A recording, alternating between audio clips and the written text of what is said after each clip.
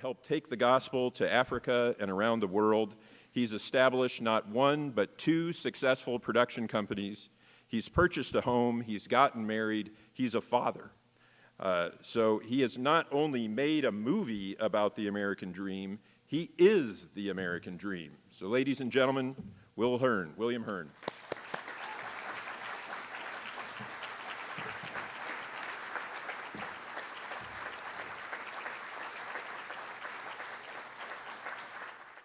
All right. So you got to switch through. I wanted to start out first just thanking everybody in the film, and then we'll go on to some questions, and then we've got some topics to discuss as well. But obviously, on stage, Mr. McAllister, Dr. Kengor, thank you guys so much both for being a part of this. Got Mayor Longo here too, Dr. Bandy, who's been an advisor on it, my wife, who's helped with the ideas for like 18 months now. So, and everyone, obviously, you saw in the credits who, I mean, this is a huge endeavor. It's not just me at all. So I want to thank everyone for helping me bring this vision to life.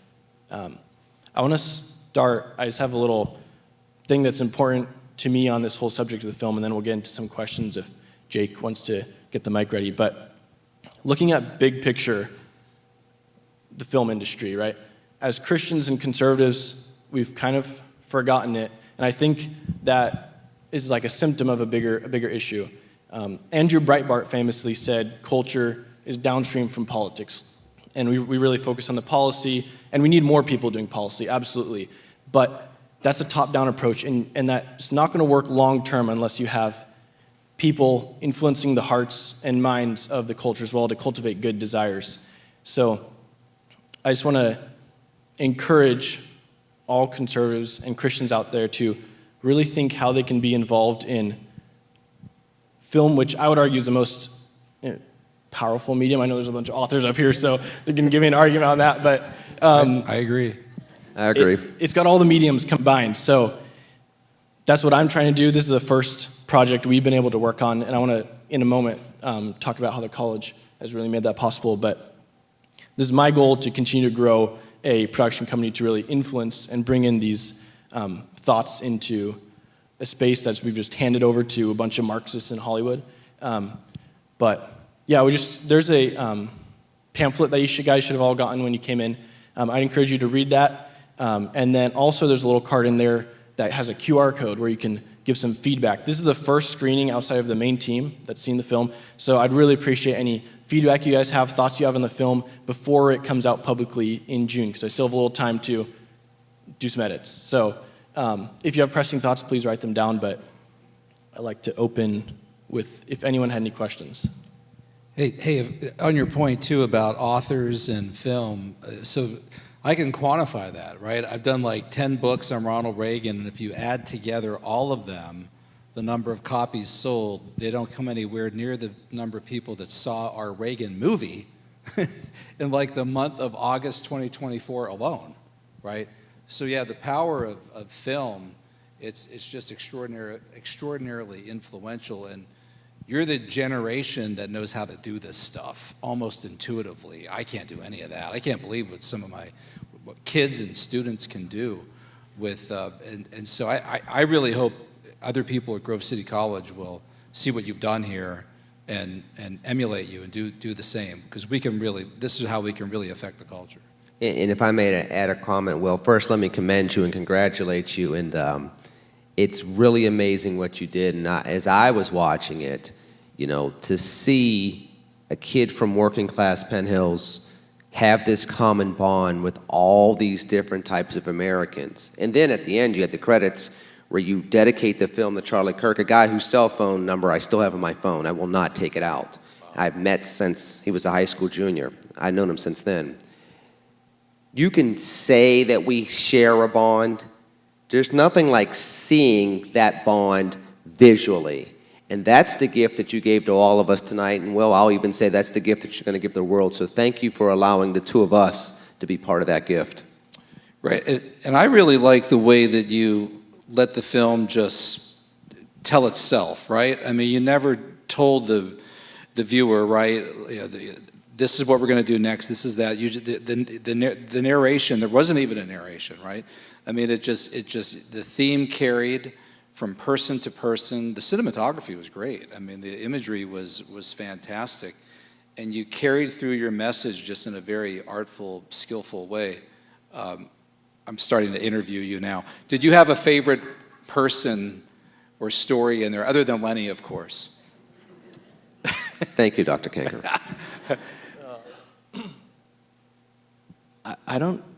I've actually never thought about that, if I have a favorite part of the film.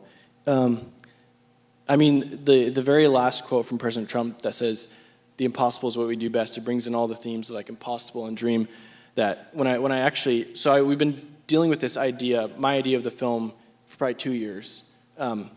Very infant form of it, and it slowly worked its way out. But I heard at his inaugural address, I heard that quote, and I was like, wait, I got to get that in there somewhere. But yeah, going around the country and interviewing all these different Americans, and we purposely tried to keep it about the stories of the citizens, because that's what the country is ultimately.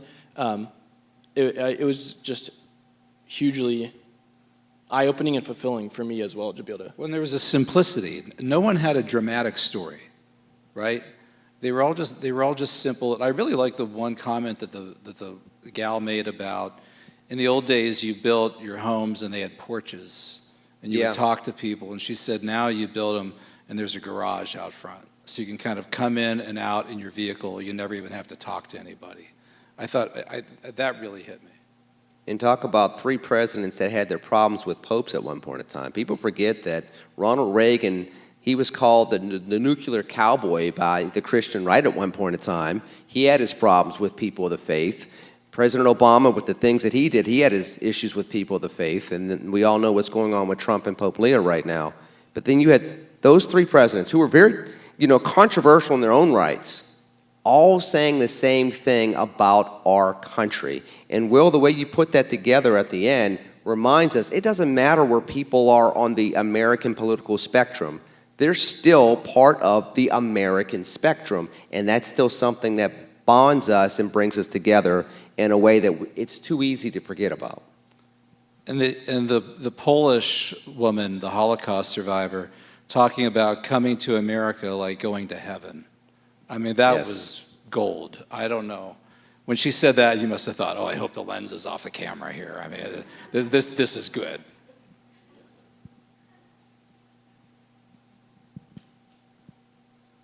Do we have, if not questions, I mean,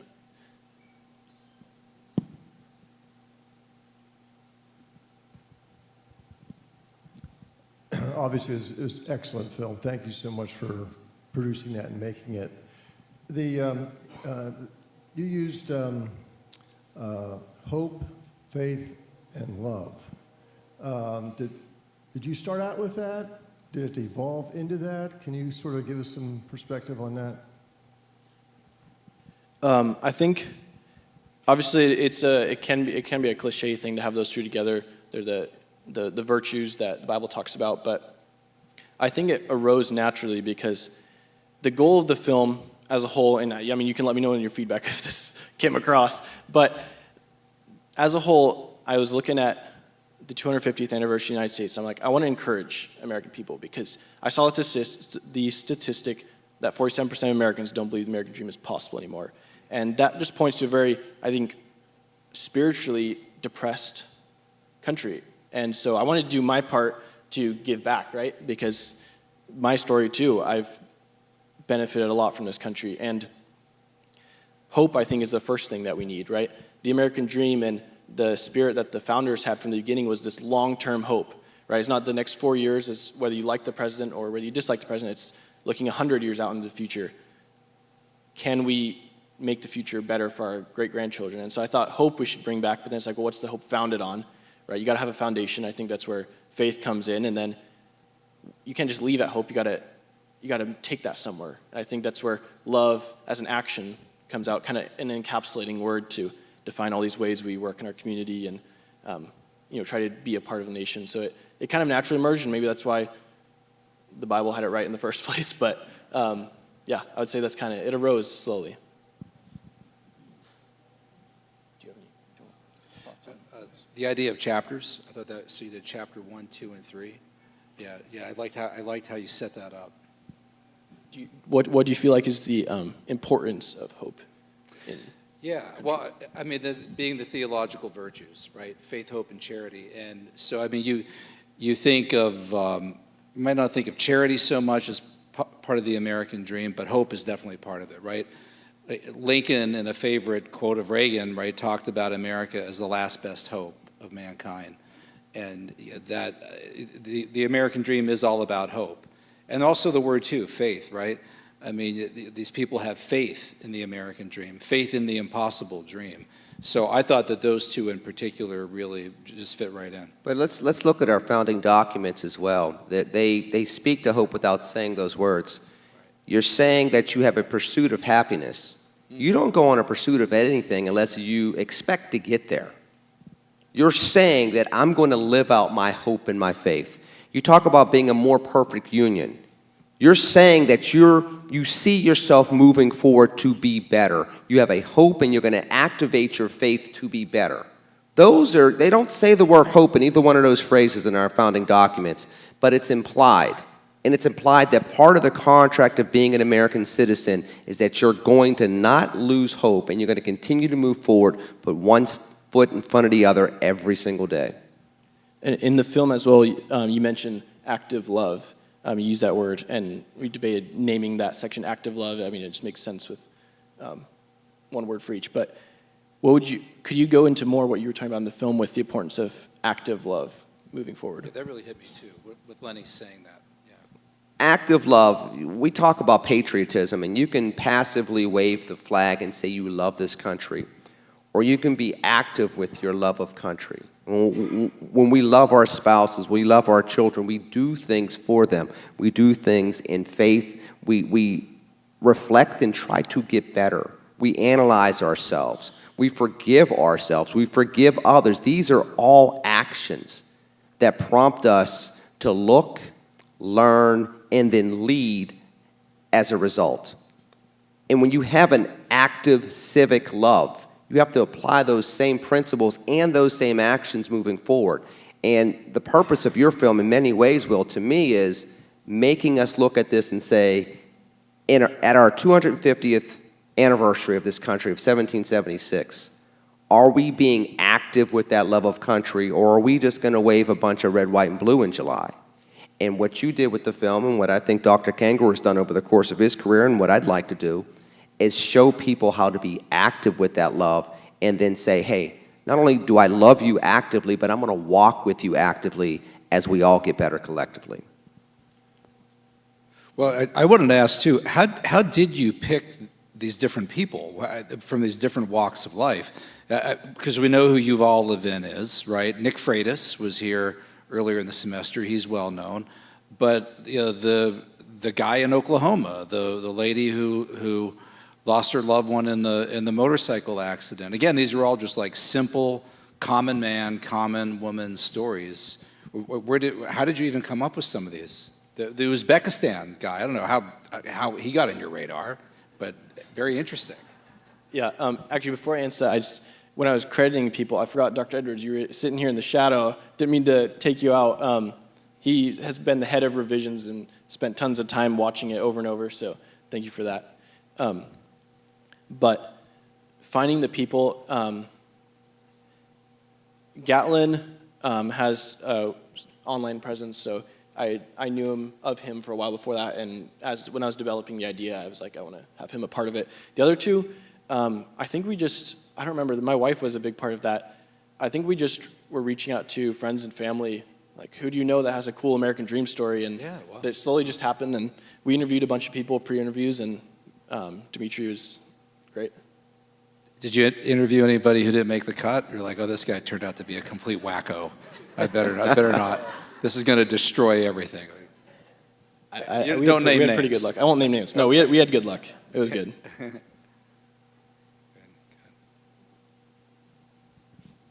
Questions here. And where's your wife? Where's Madison? Where is she? Right there. Front row in the She corner. should take a bow. I mean, come on. She's the blushing bride in the front that we've been all... Where is she? Right there? All right, there we go. By the way, I'm going to embarrass them both. When I recorded my segment, those two were so cute together, working I know, together. I They agree. were just making the googly eyes, and I was like, this is so lovely. Right. I felt the same way. Well, Will, thank you for a really powerful film. I was really drawn to the story of the woman in the coffee shop, and I felt like it could have been a movie all about her and the coffee shop and what they were trying to achieve in that community. And I wonder what you want the audience to take away from, given our cultural moment, given all the crisis and the divisions in the country. What would you like Americans to kind of discern and to see in her story that you think is especially important for now? Because it was such a powerful, I wanted more of that coffee shop, honestly. I wanted to hear more of those customers kind of, interacting and all. But anyway, love to get your take on that. Yeah. Her story is powerful because I think, again, like our attempt with the film to interview normal Americans, it again points to her local community supporting her through this hard time. And I think it's easy when we're on our phones, and I mean, I'm on it probably a lot more than you guys are, but you get caught up in the national titles, right? And it's easy to get distracted and separated from the people that are in your life around you, your family, and obviously your local community. And I would like people to take away from her story, and actually please, legitimately, if that part of it was confusing or some part of the film was confusing to you, please write that down, send me a note, because we want to fix that before it goes to the whole world. But I would like people to take away from her story that we have to get back to community. And I think I spent around 10 years in Asia as a young child, and for all the problems that it has majorly, and there's a reason they're all trying to come here, they do understand better local, small community. And I think Americans maybe, I don't know what all the causes of that are, that's a whole documentary itself, but Americans need to get back to focusing on our local areas. So I think maybe her story just gives an example of the power of that. Was she was willing to go to the scene of the accident. I was wondering about that. Did you ask her, do you want to go? And I mean, that's a very sensitive thing, but she went there and said that happened right here, and she went to the curb and talked about the officer saying, "I'm sorry, ma'am." She was really quite open there. Did you lead her in that direction? How did that play out? Yeah, so I did another, I don't know if you saw him in the credits or not, Jared Krause was another guy that filmed it with me. Same, like we were just side by side doing the thing, and that was his idea, I think, too. Let's drive her back to the scene, let's film that whole thing. And yeah, it was great. She was really good, and I hope it was helpful to her to be able to talk through some of this. No, I think it was done in a sensitive, tactful way, yeah. We got a hand over here.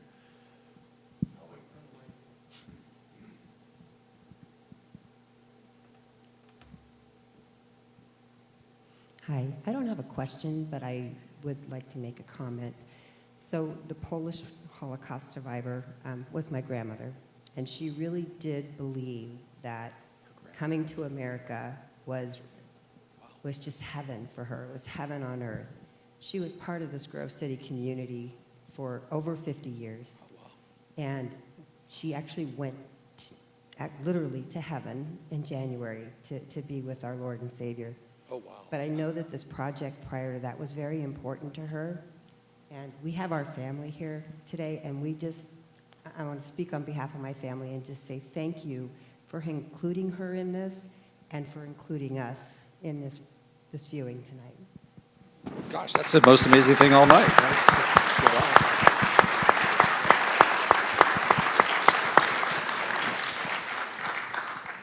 Hold on one. That Yeah, I was just great. want to thank you guys too and Stasha for giving us the chance to tell her story.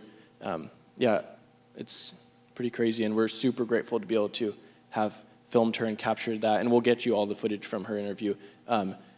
Capture that before she went to be with Christ.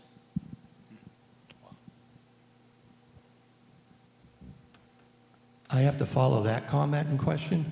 No, in all seriousness, I've been here all day for the conference. Thank you, Dr. Kengor, Lenny. Congratulations to you, Will. My observation of your product and it goes to the Declaration of Independence. It's the pursuit of happiness. It's not the guarantee of happiness. You have to be active love. Was that on purpose? Because all these people, very common people, they're proactive in their life. They're making themselves better. The rancher, 5th, 6th generation, saying, I need to leave this better for the next generation. Was that from the beginning, or did that just develop as your product came together, the proactiveness of these people? Yeah, I mean, you've all written books and, trying to pull stories together and research. And I think definitely a part of when we're looking for the right candidates to tell a story is, are they exemplifying the virtues and the acts we want to promote through the film? And the Gatlin with his ranch is a really powerful example.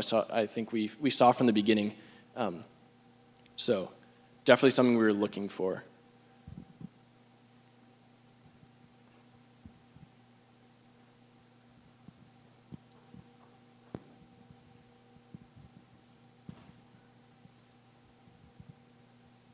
The film is titled The Impossible Dream. Would you consider a subtitle of We the People? I'm going to have to think about that. Good answer. I'm open to it.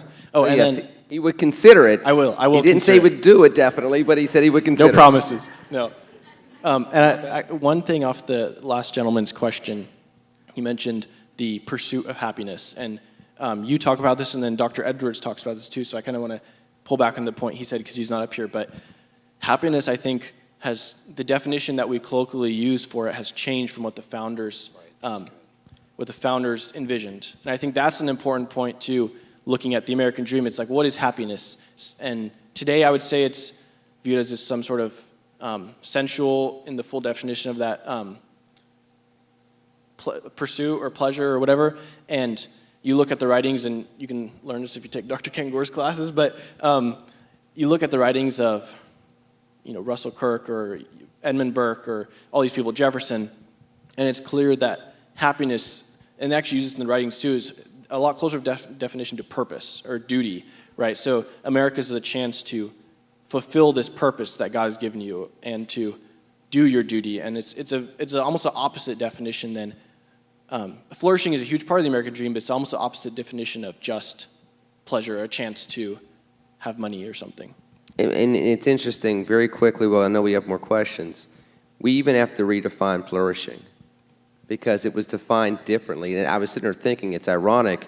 The greatest generation fought against fascism. They talk about fighting for human flourishing, but then as a result, we had a huge boom of economic flourishment, and then all of a sudden, we redefined what flourishing was, and we need to get back to what that basic definition of flourishing versus what it became over the last several decades. And Dr. Edwards used the word vocation, right? I mean, you don't just go out and get a profession and get a job and make money, right? You choose a vocation. Jim Thrasher here at Grove City College all the time talked about your calling, and that's something we try to equip our students with here as well. Yeah. This is more an observation. I've been a community pharmacist for about 40 years. And I noticed with the younger generation, a lot of them seem to lack hope. And they also tend to think they're victims. And as a society, we need to point out to them, you're only as much as a victim as you allow yourself to be. And there is hope, but you have to overcome your struggles and decide you're not a victim. And that was a definite theme, especially with the woman who lost her husband. Right, and I'd like to get your guys, if you'd give advice to this younger generation, but it's something, obviously me being that age, I think Nick Freitas in the film points out, things have changed in some pernicious ways is what he says, and it's true. I think a lot of people, and young people, college-age people, are hopeless today, possibly for good reason. Like, they're noticing real problems. But one of the points is, look at our history. Like, these problems aren't new, right? And you can be overcome by the problems, or you can not be, and either way, that doesn't change that they're there. So what are you going to do about it, right? Are you going to let them overcome you, or are you going to do something? And I think we don't have a choice but to take the mantle of being an American and move it forward to the next generation. These two are more famous than I am, so I'm going to give you all that are folks like me out there a little underneath the hood type of feeling. When you're in the audience waiting for your part to come up, you're like, oh dear goodness, I hope I say something that makes sense. Because you hear all these brilliant people talking, it's like, okay, that's not my voice. I hope when I hear my voice, I sound at least halfway as good as they do, or else I'm going to really embarrass myself. The thing that I'm glad you kept in the film, Will, to this point, I did say that we need to remember that every underclass in America had to overcome. Back to that point of victimization, if you're from a certain segmentation of America, it's very easy to buy into what made you a victim, how you went through injustice from your demographic.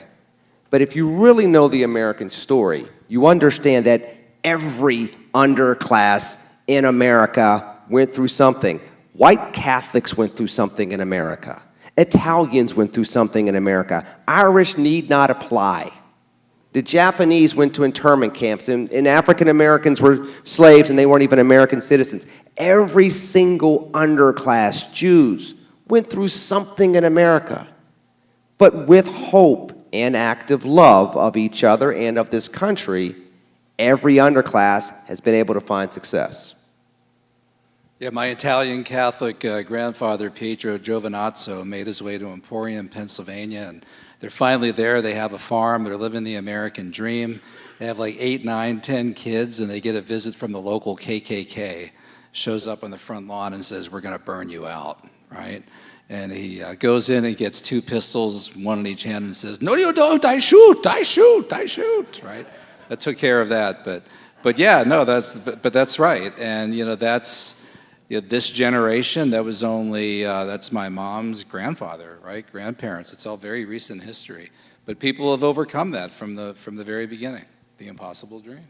Right, and I mean, once the lights come on, once everything's over and you're walking out, there's a banner up on top that says the next 250 years starts with you, and it's off your quote. And I mean, you look at America today, and while we've tried to keep this film very nonpartisan and celebrating the American people, there are definite threats from majority, the radical left, that are trying to change the conservative foundation on which the country runs. So I think it's easy to be overcome by the problems, but you had the privilege to be born in this country, and so you don't really have, I would say, like Mayor Longo said in the film, you don't have a choice. You have a duty to do your part to help secure it for coming generations. And if I may, Will, I want to take what you said one step further. There are fringes in this country that are trying to go after principles, thinking that these principles are partisan principles. Even Washington told us, what we do is not partisan, and the partisanship, looking at it one way or another, will get us in trouble. These principles are not just conservative principles, they're American principles. And we need to go back to making sure we tell both the right and the left, they don't just belong to you, they belong to all of us, and that's why we're still here, because they belong to all of us. I thought it was good that you used both Obama and Trump, right? I mean, Talk about opposites. Yeah, I know. You kind That was of a struggle. That was right. I think you had to use both there, right, to make it nonpartisan, and they're both very eloquent statements. And it's done, right? and it was done well. It was done in a way that you can see, and Will, I commend you on this. The common tie of America in 2 very different American politicians still showed a common theme. Right. I think that's right on. And I noticed you didn't have Joe Biden in there. Or the auto pen. Or the auto pen. Nice. Thanks. I really appreciate it. It was wonderful. I know our son, who's younger, we often have conversations around the American dream, and I know that part of his frustration and what I hear from a number of his friends is just this generation not doing as well as the generation before. And I really appreciated you having Nick speaking into the type of house that, the generation before maybe would have considered compared to now. And I just wondered if you wanted to flesh that out a little more, because I feel like if we are going to stereotype the right and the left, right, we are hearing some more rumblings than in the past from the younger generation on the right that are frustrated with a lot of things that are going on in America today. So, I just didn't know if you wanted to speak into that a little more. And I really like that. Freitas, I think, was the one who said, they came back from World War II, and man, they were living the dream. They got a 900 square foot house, right? And a lot of younger people maybe can't relate to that. You haven't bought a house yet, but that's really small. I mean, that's really, really, really small. But man, they were thrilled. So actually, after he said that, it made me think, because I hadn't actually thought of that point before. So I went back and I was doing some research, and I'm trying to remember the numbers. The average salary in the 1950s compared to the average home price, I think it was 2.3 to 1. So the cost of a home being 2.3 years worth of salary approximately. And then you look at it today for the same sized home, I think it's about 2.5 today. So now another for the same size home. For the same size home. So if you look at the actual number of homes that are that size that are available, it's a lot lower, obviously. And you look at the average price of a home across the country, it's a lot more. But I think two things. People, and I don't want to attack this generation. Like, for one, I'm part of it. Let's not go too hard. But people expect change instantly, I think. And you can look at maybe this last administration, people being frustrated. It's like, well, you're dealing with a huge behemoth, and you want years and years of policy and actors to change instantly. And so that's another thing, too, with looking at the home. Things arguably have gotten harder in terms of prices the last years, but it's not the first time that's happened in our nation's history, and it's going to be something that we slowly have to overcome.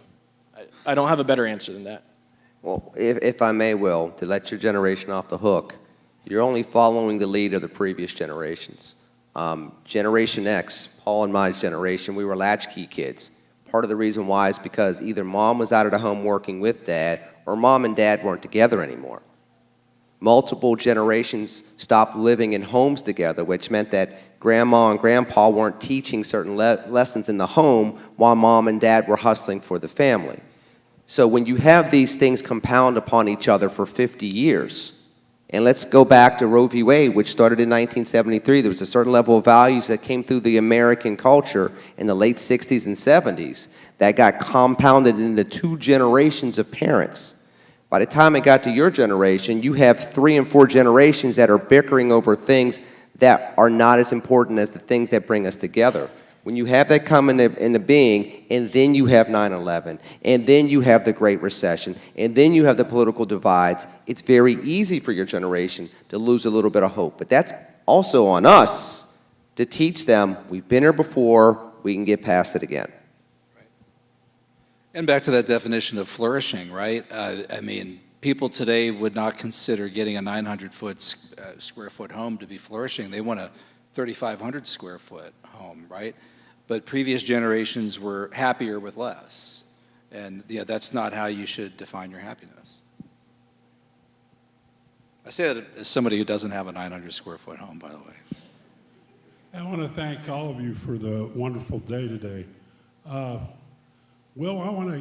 you have a challenge in front of you. I was taking on what Lenny was talking about. You can do a sequel to this using other racial people, other situations. I mean, you've really hit on a good tool here to even continue this further. Actually, it could be a series. I mean, you really could. I mean, yeah, you could do multiple shows on that. You really could. Thank you. Yeah. So there you go. Can you fund it? Forge Media.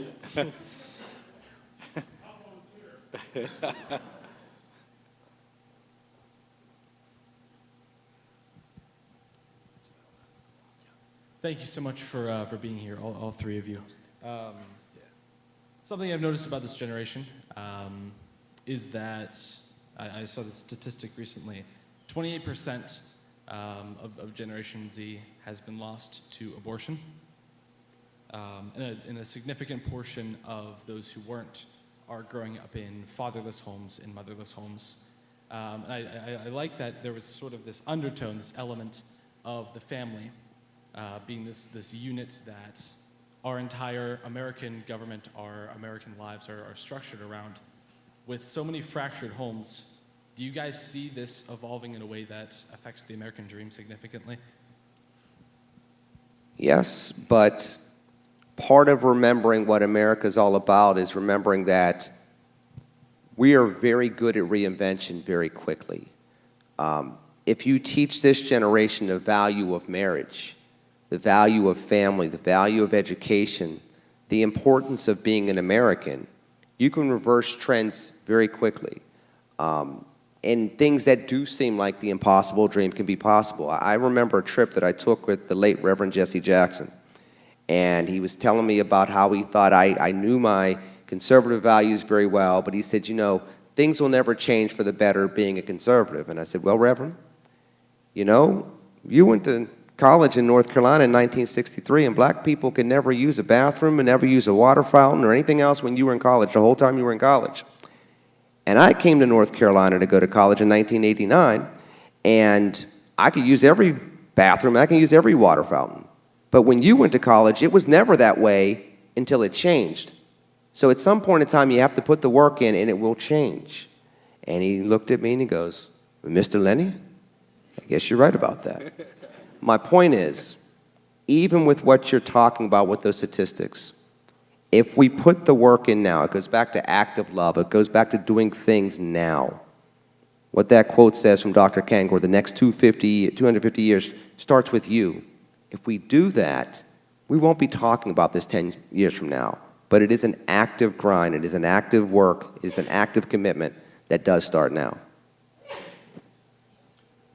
And just to kind of bring this to a close, because I know it's late, I just wanted to thank the college and Institute for Faith and Freedom for making all this possible. I have my company, but none of this would have happened if you guys hadn't jumped on board, and the college in the first place, me being here for 4 years, had given a place where if you have a vision and you want to do something, they will come alongside you and give you all the resources and the training, right, and the classes and all of that. So I'm sure there's a decent amount of donors in here for the college. I just want to thank you all for also having your part in making this film happen. Now, before you clap, I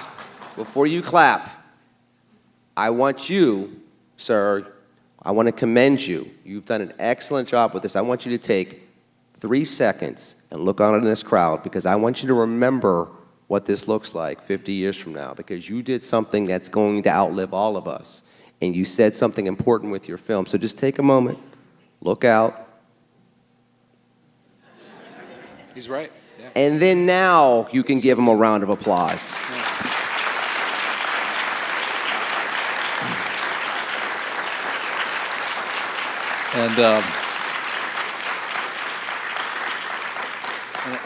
And I'll say we were happy to support you because we recognize your talent, and thank you for coming to Grove City College.